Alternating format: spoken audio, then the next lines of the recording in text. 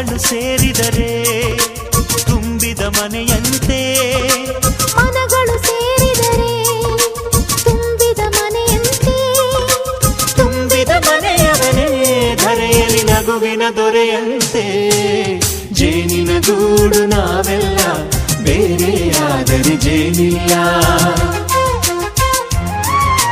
ಜೇನಿನ ಗೂಡು ನಾವೆಲ್ಲ, ಬೇರೆಯಾದರೆ ಜೇನಿಲ್ಲ.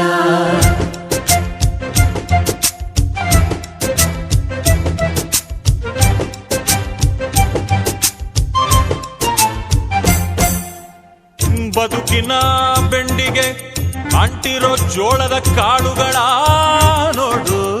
ಹೌದಪ್ಪ. ಸಿಪ್ಪೆಯ ಸೂರಿನಲ್ಲಿ